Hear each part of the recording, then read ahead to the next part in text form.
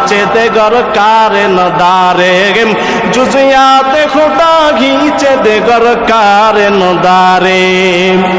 আল্লাহ ছাড়া আর কারো কথা মানা যাবে নাকি? আল্লাহ ছাড়া আর কারো কথা মানা যাবে না, আল্লাহ ছাড়া আর কারো ইবাদত করা যাবে না, আল্লাহ ছাড়া আর কাউকে সিজদা দেওয়া যাবে না। একমাত্র ইবাদত যদি কেউ পায়, একমাত্র সিজদা যদি কেউ পায়, চিল্লায়া বলেন না সিজদা পাবে কি? সিজদা করব না গায়রুল্লাহ, সিজদা করব ইল্লাল্লাহ। গায়রুল্লাহকে মাজার বাজার ঘাট যা কিছু বলেন না কেন, আল্লাহ ব্যতীত আর কাউকে সিজদা করা যাবে না। সবাই আমার সঙ্গে বলতে পারবেন না? বলেন, সিজদা করব না গায়রুল্লাহ, সিজদা করব ইল্লাল্লাহ। বলেন, সিজদা করব ইল্লাল্লাহ।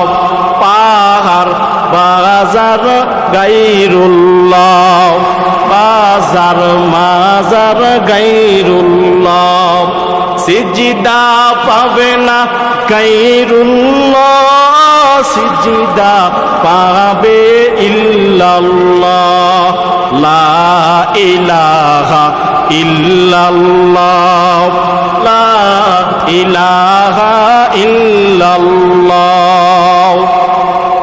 তাহলে সিজদা পাবে কে? আপনি আমি জিকির করলাম, সিজদা পাবে কে?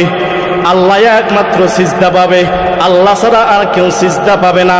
কোনো মাজারে বাজারে কোনো ঘাটে কেউ আমরা কখনো সিজদা করব না, সিজদা একমাত্র করব আল্লাহর। কারণ যেই বান্দা লা ইলাহা ইল্লাল্লাহ এই কালিমা যেই বান্দা একবার বলবে, এই বান্দা কখনো কোনো মাজারে সিজদা দিতে পারে না। যেই বান্দা লা ইলাহা ইল্লাল্লাহ বলবে, এই বান্দা কখনো কোনো গায়রুল্লাহকে সিজদা দিতে পারে না। ওরে লা ইলাহা ইল্লাল্লাহ যেই বান্দা অন্তরের মধ্যে বসাবে, এই বান্দা তো কখনো আল্লাহ ছাড়া আর কারো কথা মানতে পারে না। লা ইলাহা ইল্লাল্লাহর কালিমা যেই বান্দা একবার বলবে, এই বান্দা একমাত্র আমার আল্লাহ ছাড়া আর কারো অনুগত্য করতে পারে না।